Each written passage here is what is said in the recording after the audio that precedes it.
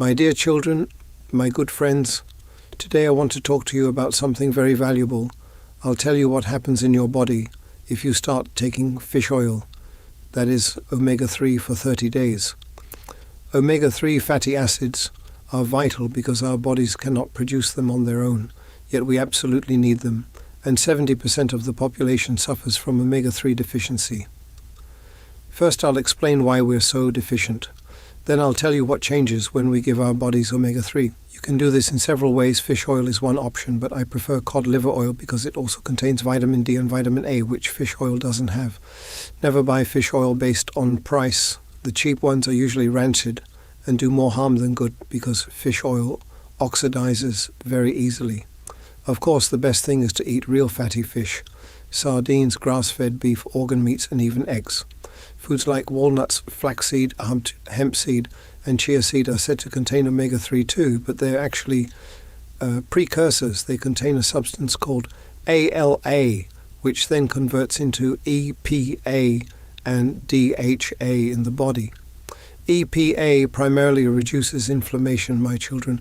It helps with arthritis by reducing inflammation in the joints and helps heart health by reducing inflammation in the heart. DHA, on the other hand, is extremely valuable for the brain. 20% of our brain, meaning the grey matter we call the cerebral cortex, is made of DHA, which is why fish oil is very beneficial for memory, cognitive function, attention, focus, and learning, especially for our children.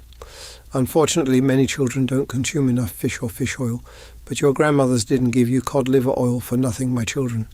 It's an old but very valuable remedy.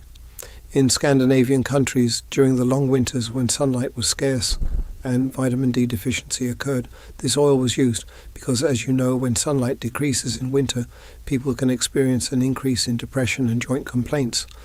If you can get your children to drink cod liver oil, another wonderful benefit is that it helps with asthma and allergies by reducing inflammation in the lungs and through vitamin D's powerful anti-inflammatory effect. We know that asthmatic children who get more sun see their condition improve. We usually take omega-3 for the heart or brain, but it has other benefits too, my children. When consumed regularly, it can improve dry eyes, dry and flaky skin, age-related vision loss, both rheumatoid and osteoarthritis, heart arrhythmia, high blood pressure, and even fatty liver. Yes, this oil can help reduce fat in the liver. Another wonderful effect is that it increases calcium absorption. If you take cod liver oil, thanks to the vitamin D in it, you absorb calcium 20 times better. People with calcium deficiency experience leg cramps and difficulty falling asleep. Menstrual cramps can also benefit from both the anti-inflammatory effect and vitamin D. Omega-3 is also good for insomnia and may reduce the risk of certain types of cancer. The only small problem with fish oil is burping, but there are also oil-free capsule forms. My children, you won't burp with those if you're allergic to fish or fish oil. Or if you're vegan, there are also algae-derived supplements because fish actually get their omega-3 from phytoplankton in the first place.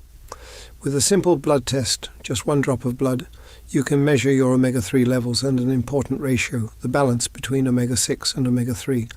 This is very important, my children. Omega-6 fatty acids, like soybean oil, compete with omega-3, and because we consume too much of these highly inflammatory oils like corn oil, canola oil, and cottonseed oil, we end up deficient in omega-3.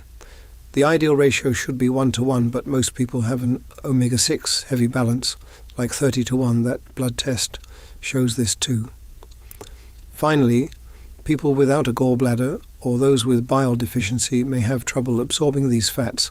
In that case, taking a pure bile salt supplement can help you absorb both omega-3 and other fat-soluble vitamins.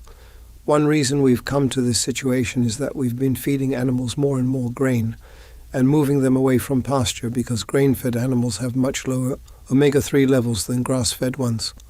Thank you for watching. Stay healthy.